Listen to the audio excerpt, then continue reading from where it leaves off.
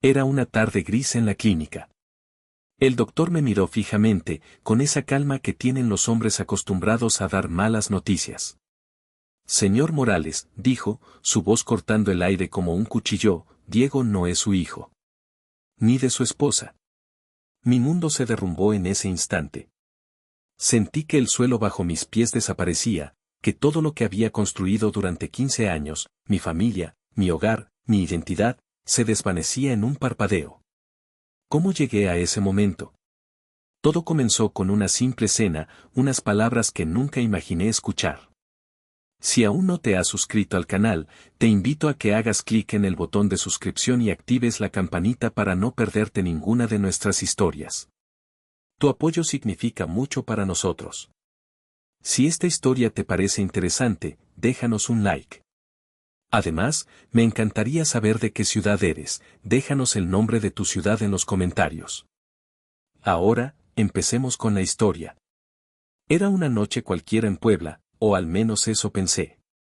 La mesa de nuestro comedor estaba cubierta con un mantel de flores que Clara, mi esposa, había comprado en un mercado hace años.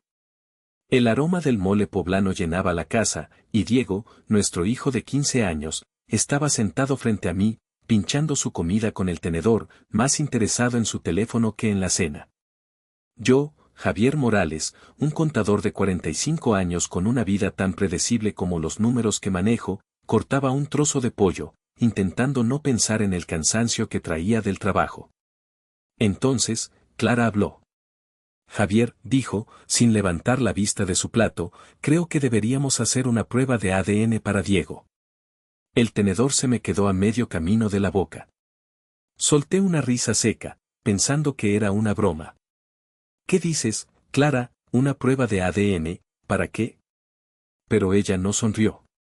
Sus labios se apretaron en una línea fina, y sus ojos, esos ojos que conocía desde hace 17 años, evitaron los míos.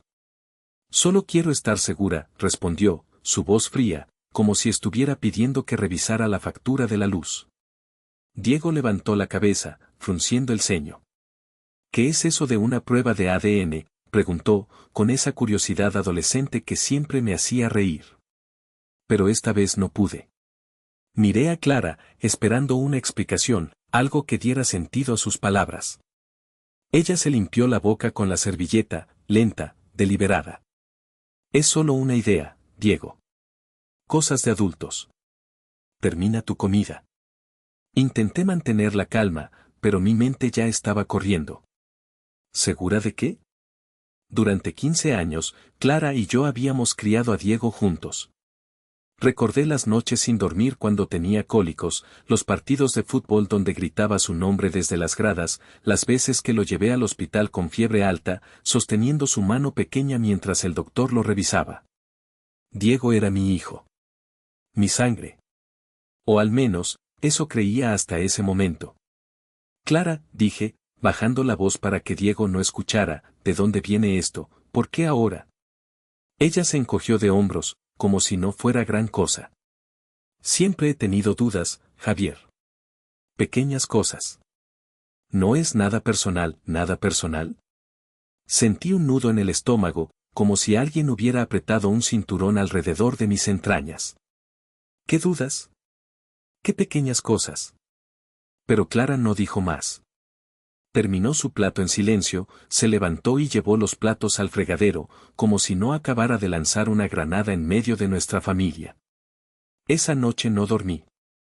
Me quedé en la sala, sentado en el sillón, mirando una foto de Diego en su primer día de primaria.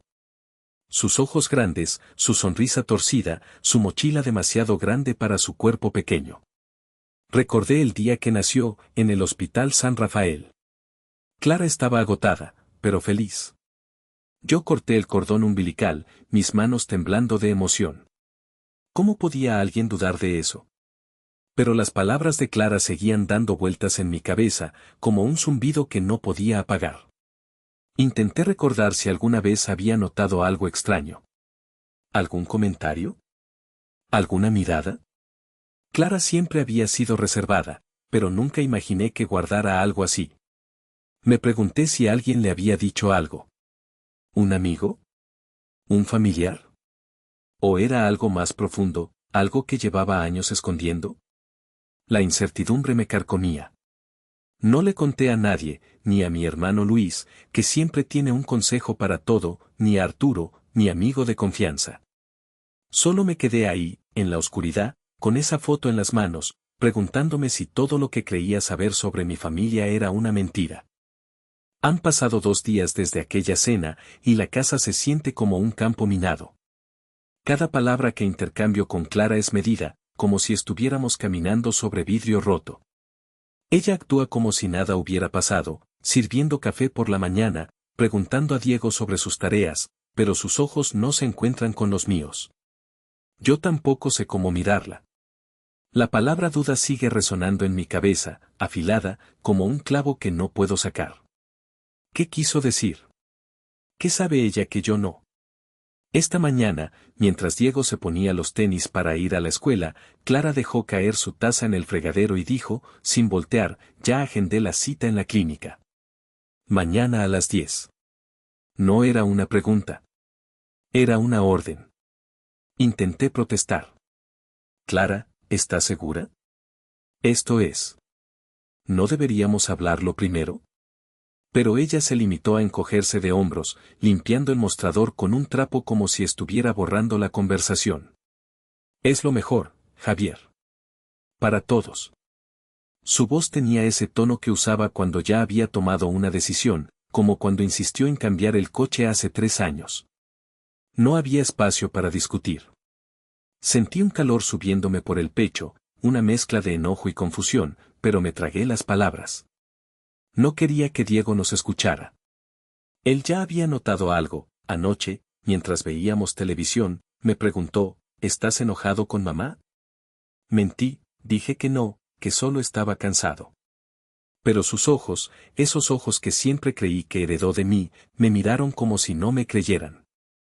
La clínica estaba a 20 minutos de casa, un edificio blanco con ventanas grandes y un letrero que decía Laboratorio San Lucas.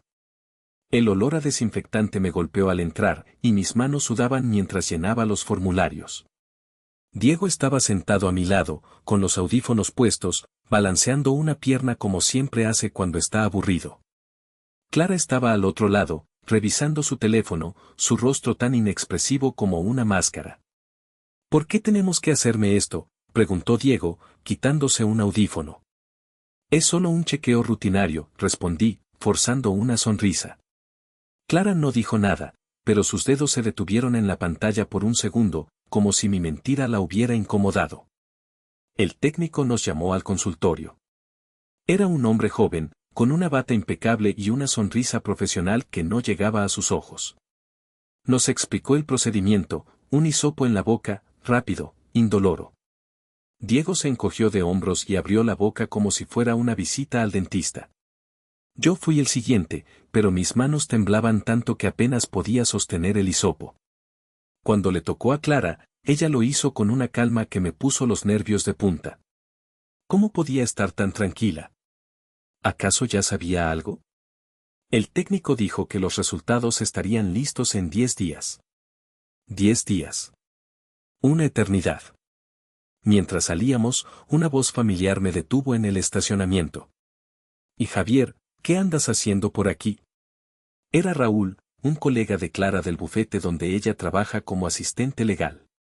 Siempre me había caído bien, con su risa fácil y sus historias sobre partidos de fútbol, pero hoy su presencia me incomodó. Solo un chequeo, dije, intentando sonar casual. Raúl miró a Diego, que estaba ya en el coche, y soltó una risa. Qué grande está el muchacho. Aunque, no se parece mucho a nadie, ¿verdad? Su tono era ligero, como si fuera un chiste, pero algo en sus palabras me hizo apretar los puños. Clara se tensó a mi lado, pero no dijo nada.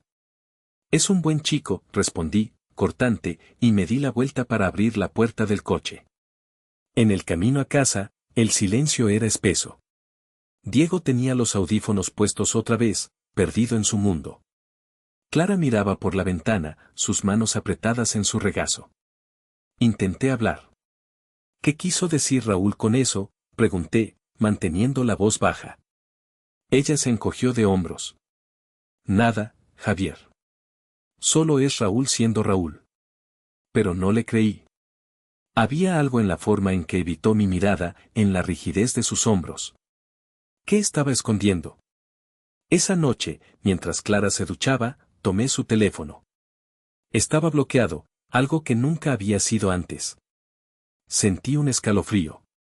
10 días, pensé. 10 días para saber si mi vida era una mentira. Los días siguientes a la clínica se arrastraron como si el tiempo se hubiera atascado. La casa, que siempre había sido un refugio, ahora se sentía como una jaula. Clara y yo apenas hablábamos. Por las mañanas, ella preparaba el desayuno en silencio, el sonido de los platos chocando era lo único que llenaba el espacio entre nosotros. Yo salía temprano al trabajo, sumergiéndome en hojas de cálculo para no pensar, pero la duda que Clara había sembrado estaba en todas partes. En la oficina, mis colegas notaban mi distracción.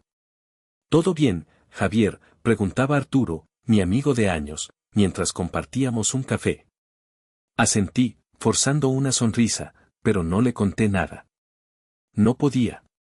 ¿Cómo explicas que tu esposa, la mujer con la que has construido una vida, cree que tu hijo no es tuyo? Por las noches, Clara se encerraba en el cuarto de lavado con su teléfono, diciendo que estaba organizando papeles del trabajo. Pero yo no era estúpido. La vi una vez, a través de la rendija de la puerta, escribiendo mensajes con una urgencia que no había visto en años. ¿Con quién hablaba? ¿Con Raúl?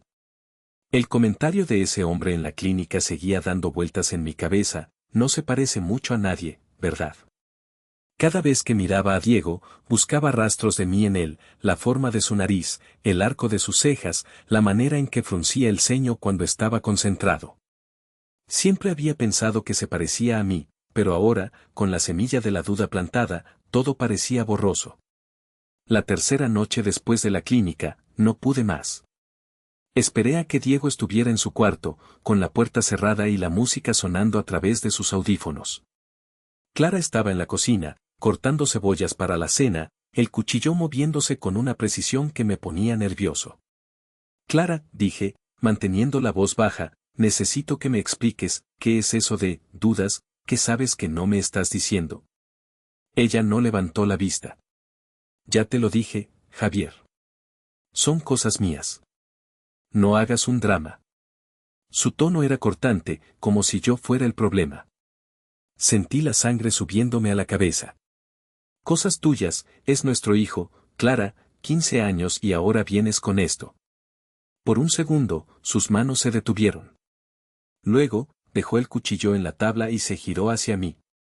No es el momento, dijo, casi en un susurro. Diego está arriba.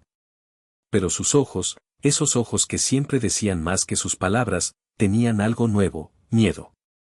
No era la Clara segura de siempre. Era alguien atrapado, alguien que escondía algo. Antes de que pudiera presionarla más, Diego bajó las escaleras, su mochila colgando de un hombro. ¿Qué pasa? ¿Están peleando otra vez?, preguntó, su voz llena de esa mezcla de preocupación y fastidio que tienen los adolescentes. No, pequeño, mentí, forzando una risa. Solo discutimos sobre la cena. Pero Diego no era tonto. Me miró por un segundo más de lo necesario antes de darse la vuelta y subir de nuevo. Esa noche, cuando Clara se quedó dormida, tomé su teléfono otra vez. Estaba bloqueado, como siempre, pero esta vez me fijé en una notificación que apareció antes de que la pantalla se apagara. Era un mensaje de Raúl, apenas visible, siempre lo sospechaste, ¿no? Mi corazón dio un vuelco, ¿qué significaba eso? Clara había hablado con Raúl sobre Diego, ¿desde cuándo? Intenté recordar cada interacción entre ellos, las cenas del trabajo donde Raúl bromeaba demasiado, las veces que Clara mencionaba su nombre con una sonrisa que no me gustaba. ¿Era posible que ella supiera algo desde hace años, que hubiera guardado un secreto así todo este tiempo? Me senté en el sillón, con el teléfono de Clara todavía en la mano, mirando la oscuridad de la sala. 10 días, había dicho el técnico. 7 quedaban. Cada hora que pasaba era como un peso más en el pecho, una cuerda que se apretaba alrededor de mi vida. No le conté nada a nadie, ni a Luis, mi hermano, que siempre tiene una opinión para todo, ni a Arturo, que me habría dicho que estaba paranoico.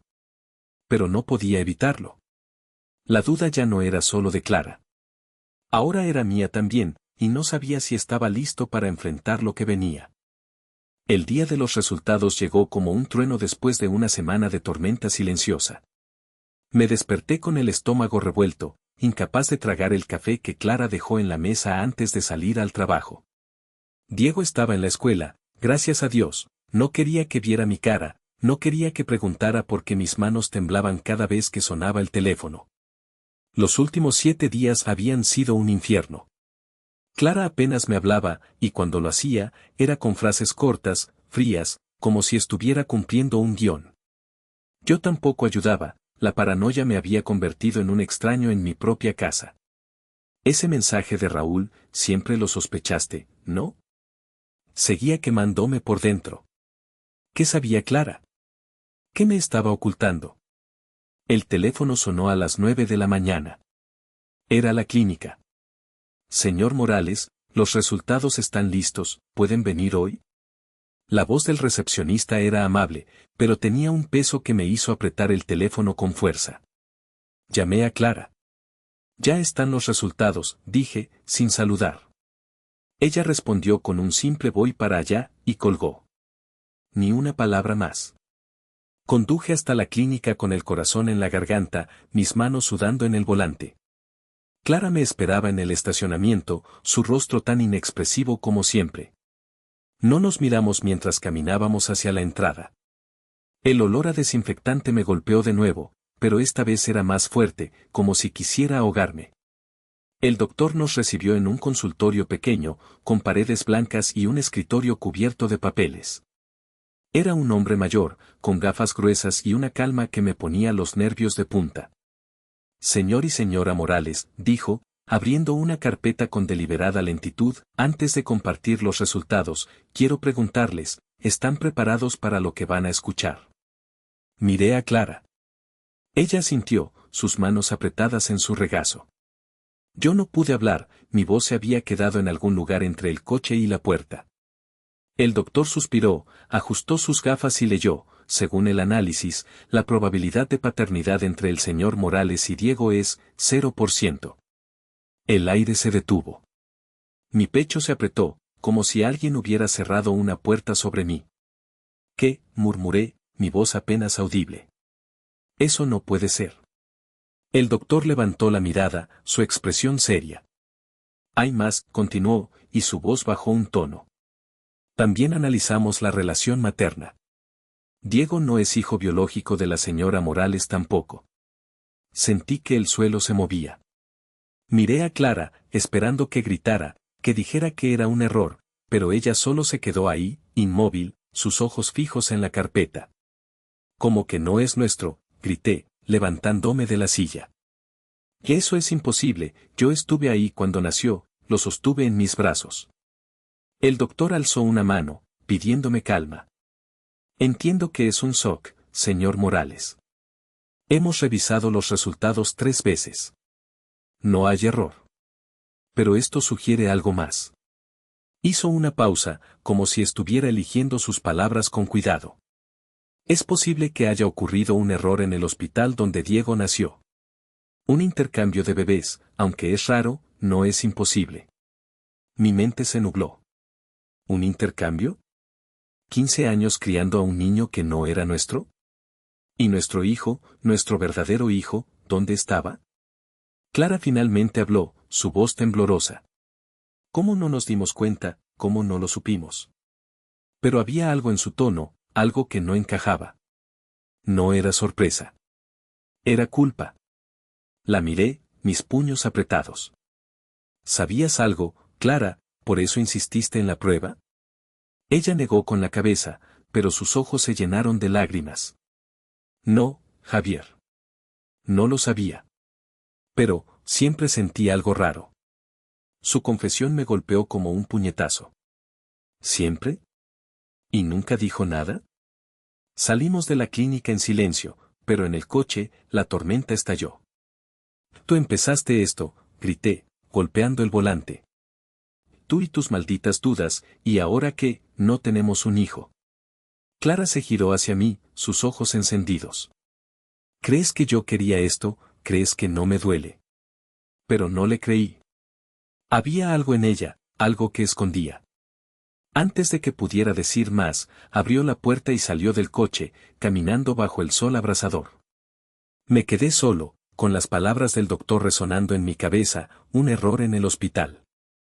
Si eso era cierto, tenía que encontrar la verdad, aunque destrozara lo poco que quedaba de mi familia. El eco de las palabras del doctor seguía persiguiéndome, un error en el hospital. Era lo único en lo que podía pensar mientras conducía hacia el Hospital San Rafael, el lugar donde Diego nació hace 15 años. Clara no había vuelto a casa después de nuestra pelea en el coche. Me envió un mensaje diciendo que se quedaría con una amiga, pero no respondí. No podía. Mi cabeza estaba en otro lado, dando vueltas entre la traición que sentía y la necesidad de respuestas. Diego, mientras tanto, se había encerrado en su cuarto desde que regresó de la escuela. Sus ojos, normalmente llenos de vida, ahora evitaban los míos. Sabía que algo andaba mal, pero no podía contarle la verdad. Todavía no. El hospital no había cambiado mucho. Las paredes blancas, el olor antiséptico, el murmullo de enfermeras y pacientes. Me acerqué al mostrador de recepción, mi corazón latiendo con fuerza. Necesito hablar con alguien sobre los registros de nacimiento de hace 15 años, dije, intentando sonar firme. La recepcionista, una mujer joven con el cabello recogido, me miró con escepticismo. Eso es complicado, señor. Esos registros están archivados y necesitaría una orden judicial para acceder a ellos. Sentí una oleada de frustración. No entiende, insistí, apoyando las manos en el mostrador. Mi hijo, puede que haya habido un error cuando nació. Necesito saber qué pasó. La recepcionista suspiró y me pidió que esperara mientras hacía una llamada. Los minutos se arrastraron, cada segundo aumentando la presión en mi pecho. Finalmente, un hombre de traje gris apareció, el administrador del hospital, según su placa. Señor Morales, entiendo su preocupación, dijo con una voz plana, como si estuviera leyendo un guión. Pero los registros de hace 15 años no están en nuestro sistema digital. Tendría que presentar una solicitud formal, y aún así, las leyes de privacidad nos limitan. Quise gritar. ¿Privacidad? Mi vida se estaba desmoronando, y me hablaban de formularios. No pueden decirme quién más dio a luz ese día, es mi hijo. Pero el hombre solo negó con la cabeza. Lo siento, señor. Es todo lo que puedo hacer. Estaba a punto de darme por vencido cuando una mujer mayor, con un uniforme de enfermera y el cabello gris recogido en un moño, se acercó. ¿Eres Javier Morales?, preguntó, su voz baja pero firme. La miré, confundido. Sí, soy yo. Ella echó un vistazo al pasillo, asegurándose de que nadie nos escuchara, y luego dijo, soy Rosa, trabajé en el área de maternidad cuando tu hijo nació. Creo que sé algo. Mi corazón dio un vuelco. La seguí hasta un pasillo vacío, lejos de las miradas curiosas. Rosa habló rápido, como si temiera que alguien la interrumpiera. Esa noche fue un caos. 2 enfermeras estaban enfermas, y el área de maternidad estaba desbordada. Había una enfermera nueva, María Guzmán, apenas en su primer mes. Se equivocó con las cunas. Mezcló los brazaletes de identificación de 2 bebés. Sentí que el aire se me escapaba. ¿Está diciendo que mi hijo fue cambiado? Rosa dudó, sus ojos llenos de culpa. No estoy segura, pero vi a María nerviosa después. Intentó hablar con el supervisor, pero él le dijo que se callara, que no causara problemas. Al final, ella renunció. Hizo una pausa, bajando la voz aún más. Y no fue solo eso. Escuché que el administrador de turno amenazó con despedirla si hablaba. Querían evitar un escándalo. Mi mente giraba. ¿Un encubrimiento? ¿El hospital sabía que algo estaba mal y lo ocultó? ¿Dónde está María ahora?, pregunté, mi voz temblando. Rosa sacó un papel del bolsillo de su uniforme y garabateó un nombre y una dirección. Vive en un pueblo cerca de aquí. Trabaja en una panadería. Pero, Javier, ten cuidado. Si esto es cierto, no todos querrán que la verdad salga. Tomé el papel con manos temblorosas. María Guzmán. Ella era mi única esperanza. Al volver a casa, encontré a Diego en la sala, sentado en el sillón con la mirada perdida. ¿Dónde estabas, papá?, preguntó, su voz más baja de lo normal. Solo arreglando unas cosas, mentí, pero su expresión me dijo que no me creía. Subió a su cuarto sin decir más, y yo me quedé ahí, con el papel de Rosa en la mano. 7 días esperando los resultados habían destruido mi familia. Ahora, con esta nueva pista, sentía que estaba a punto de cavar aún más hondo en un abismo del que tal vez no podría salir. El papel con la dirección de María Guzmán ardía en mi bolsillo mientras conducía hacia San Pedro, un pueblo pequeño a 1 hora de Puebla. La carretera serpenteaba entre campos de maíz, pero mi mente estaba atrapada en las palabras de Doña Rosa, un error con las cunas, un encubrimiento. Clara seguía sin volver a casa, y sus mensajes eran cada vez más escasos, fríos, como si quisiera borrarme de su vida. Diego, por su parte, apenas hablaba. Sus silencios eran más pesados que cualquier discusión, y cada vez que intentaba acercarme, él se encerraba en su cuarto. Sabía que sospechaba algo, pero ¿cómo le dices a tu hijo que podría no ser tuyo?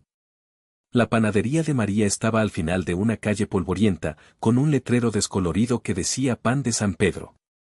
El olor a pan recién horneado contrastaba con el nudo en mi estómago.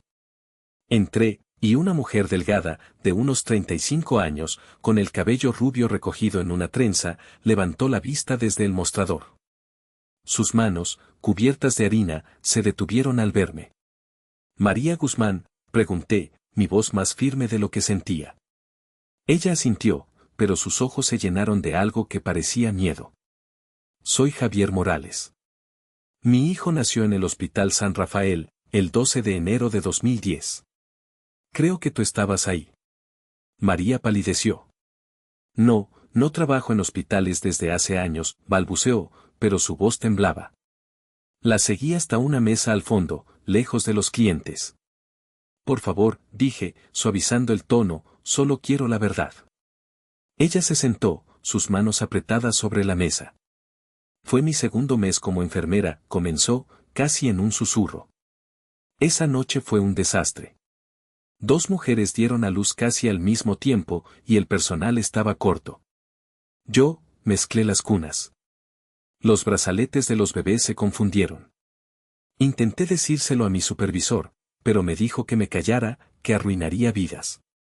Me amenazó con despedirme. Sus ojos se llenaron de lágrimas. Renuncié 2 semanas después. No podía seguir.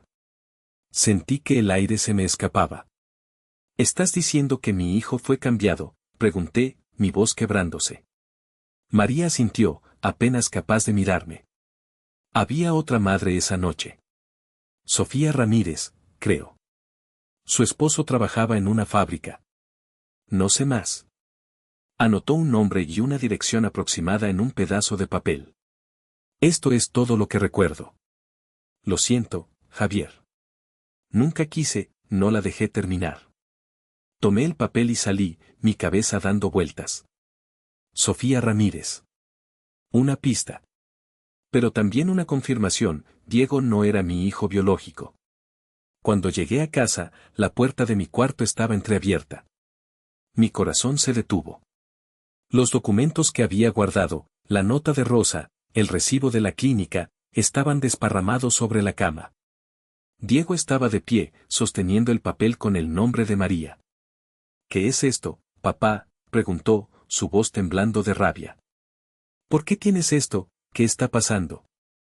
Intenté acercarme, pero él dio un paso atrás. Diego, por favor, déjame explicarte, pero él no me dejó. La prueba de ADN, por eso fuimos a la clínica, no eres mi padre, ¿verdad?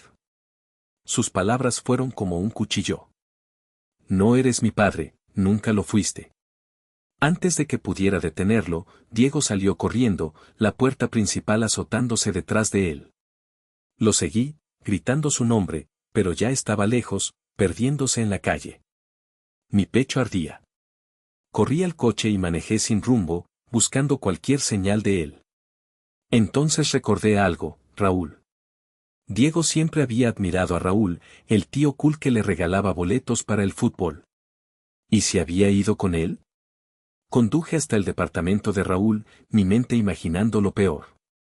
Cuando llegué, lo encontré en la entrada, fumando un cigarro. ¿Dónde está Diego?, exigí. Raúl frunció el ceño. Vino hace media hora, diciendo cosas sin sentido. Le dije que se fuera. No soy su papá, Javier. Su risa burlona me hizo apretar los puños, pero no había tiempo para pelear. Horas después, encontré a Diego en un parque, sentado en una banca, con la capucha cubriendo su rostro. Lloraba en silencio. Me senté a su lado, sin tocarlo. No quería que lo supieras así, dije, mi voz rota.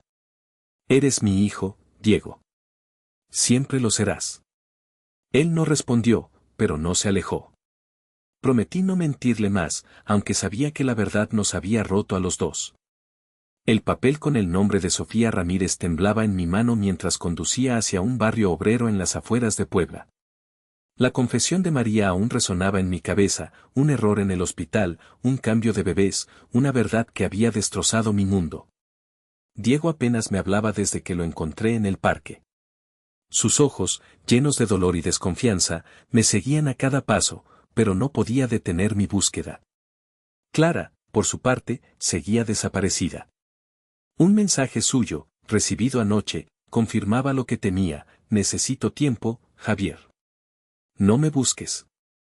Luego, revisando nuestro estado de cuenta conjunto, vi un cargo en un restaurante caro y otro en un hotel. No estaba sola. La traición ardía, pero no podía dejar que me consumiera.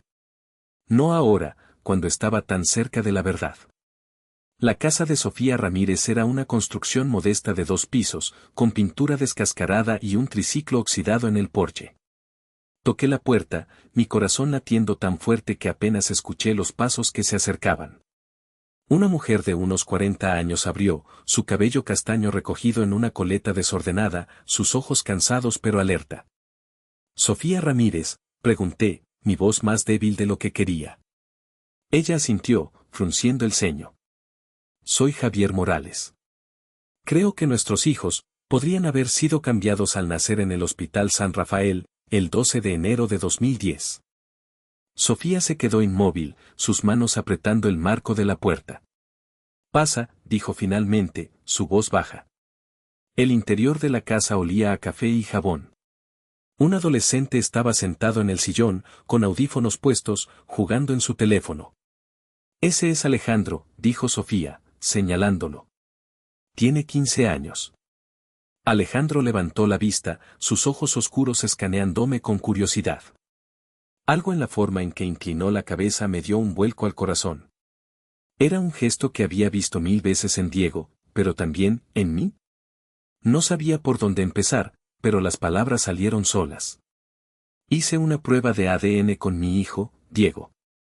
Los resultados mostraron que no es mío. Ni de mi esposa. Una enfermera del hospital confesó que hubo un error con las cunas. Sofía se sentó en el borde de una silla, sus manos apretadas. «Siempre lo sospeché», murmuró, casi para sí misma. «Alejandro tiene un tipo de sangre diferente al mío y al de Manuel, mi esposo. El pediatra dijo que era posible, pero nunca me sentí segura. Y él no se parece a nadie de la familia». Hizo una pausa, sus ojos brillando con lágrimas contenidas. «¿Crees que Alejandro es tu hijo?». Asentí, mi garganta apretada. «Y Diego podría ser el tuyo». El silencio que siguió fue pesado, como si el mundo entero estuviera conteniendo el aliento. Entonces, la puerta principal se abrió, y un hombre entró, Manuel, supuse, por su ropa de trabajo y el polvo en sus botas. «¿Quién es este?», preguntó, su tono cortante. Sofía se levantó, nerviosa. «Manuel, él es Javier. Necesitamos hablar». Pero Manuel no estaba de humor para escuchar. «¿Qué hace un extraño en mi casa? ¿Qué quiere con Alejandro?». Su voz subió, y Alejandro, alertado por el ruido, se quitó los audífonos y se acercó. Intenté explicar, pero Manuel me cortó. Nadie va a llevarse a mi hijo, no me importa tu prueba. Sofía puso una mano en su brazo, suplicándole calma, pero la tensión era palpable. Alejandro, confundido, preguntó, ¿de qué están hablando? Sofía lo miró, sus ojos llenos de dolor. Cariño, puede que haya pasado algo cuando naciste. Este hombre podría ser tu padre biológico. Alejandro dio un paso atrás, como si las palabras fueran un golpe. ¿Qué? No. Eso es una locura. Diego, que había insistido en venir conmigo, estaba esperando en el coche. Lo hice entrar, y cuando Alejandro lo vio, el aire se llenó de una electricidad extraña. Los dos chicos se miraron, buscando respuestas en el rostro del otro. Entonces él es. Diego no terminó la frase. No hacía falta. Manuel, furioso, señaló la puerta. Fuera. No quiero más de esto. Pero Sofía lo detuvo. Necesitamos saber, Manuel. Una prueba de ADN. Solo para estar seguros. Manuel gruñó, pero no dijo más. Esa noche, de vuelta en casa, encontré una nota de Clara en la mesa: no puedo seguir, Javier. Lo siento. Un recibo de hotel estaba junto a ella, con el nombre de Raúl escrito a mano. La traición era definitiva, pero mi corazón estaba con Diego, sentado en el porche, mirando la calle en silencio. ¿Voy a tener que irme con ellos?, preguntó, su voz apenas audible. Lo abracé, fuerte. No, pequeño. Eres mi hijo. Nadie te va a quitar de mí. Pero ambos sabíamos que la verdad cambiaría todo. Los días después del encuentro con Sofía y Alejandro fueron un torbellino de emociones. Diego apenas salía de su cuarto, su música resonando a través de las paredes como un escudo contra el mundo. Yo no podía culparlo. La verdad que había caído sobre nosotros era demasiado pesada para un chico de 15 años. Clara no volvió, y sus cosas, su ropa, sus libros, su perfume, seguían en la casa como fantasmas de una vida que ya no existía. Encontré más pruebas de su aventura con Raúl, mensajes en una cuenta que no sabía que tenía, reservas de hoteles, incluso una foto de ellos juntos. Cada descubrimiento era un cuchillo, pero me obligué a seguir adelante. Diego me necesitaba, y ahora, también Alejandro. Sofía y yo acordamos hacer una segunda prueba de ADN para confirmar lo que ambos temíamos y esperábamos. Los resultados llegaron 3 días después. El laboratorio fue claro: Alejandro era mi hijo biológico, y Diego era el hijo de Sofía y Manuel. Sentí una mezcla de alivio y dolor al leer las palabras en el papel. Alivio, porque ahora sabía la verdad. Dolor, porque esa verdad significaba que el chico que había criado, el que había llevado a partidos de fútbol y consolado tras sus primeras decepciones, no compartía mi sangre. Pero cuando miré a Diego, sentado en el sillón con su sudadera favorita, supe que la sangre no importaba. Él era mi hijo en todos los sentidos que contaban. Sofía y yo hablamos por teléfono esa noche. Su voz era suave, pero firme. No quiero quitarte a Diego, Javier. Y no dejaré que nadie me quite a Alejandro. Pero, tal vez los chicos puedan conocerse, poco a poco. Estuve de acuerdo. No queríamos forzar nada, no después de todo lo que habían pasado. Manuel, su esposo, seguía receloso, pero Sofía lo convenció de no cerrar la puerta por completo. Es lo mejor para Alejandro, le dijo, y aunque él no estaba feliz, cedió. Organizamos una cena en un restaurante neutral, un lugar tranquilo donde los chicos pudieran hablar sin presión. La cena fue incómoda al principio. Diego y Alejandro se sentaron frente a frente, mirándose como si fueran espejos deformados. Entonces, tú eres yo, bromeó Diego, intentando romper el hielo. Alejandro sonrió, tímido. No sé.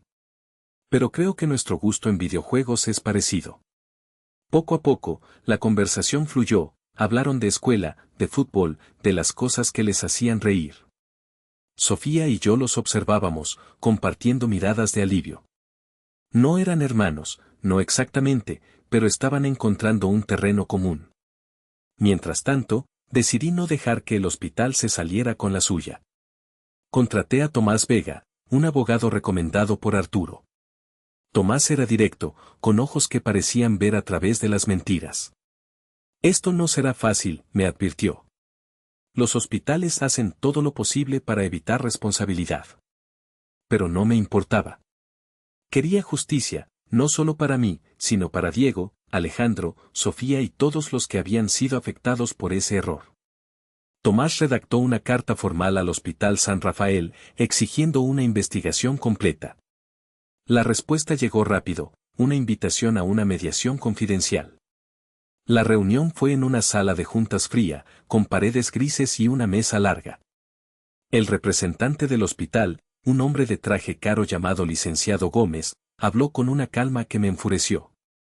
Entendemos su preocupación, señor Morales. Estamos dispuestos a ofrecer una compensación financiera para resolver esto de manera discreta. Miré el cheque que deslizó sobre la mesa, una suma que habría resuelto cualquier problema económico. Pero no era dinero lo que quería. No quiero su dinero, dije, mi voz firme. Quiero que admitan lo que hicieron. Quiero justicia para mi familia y para la de Sofía. Gómez frunció los labios, pero no dijo más. Tomás me dio una palmada en el hombro cuando salimos. Eso fue valiente. Ahora empieza la verdadera pelea. Esa noche, Diego y Alejandro me sorprendieron. Estaban en la sala, revisando fotos y documentos para la demanda. Queremos ayudar, papá, dijo Diego, y Alejandro asintió. Si ese hospital hizo esto, no deberían salirse con la suya. Sus palabras me llenaron de orgullo. No eran mi familia por sangre, pero eran míos. Días después, los llevé a un parque. Jugamos fútbol bajo el sol, riendo y tropezando, 3 almas tratando de encontrar su lugar en un mundo que había cambiado para siempre. Mientras los veía correr, pensé, perdí una esposa, una certeza, pero gané 2 hijos y la verdad. Y eso, por ahora, era suficiente.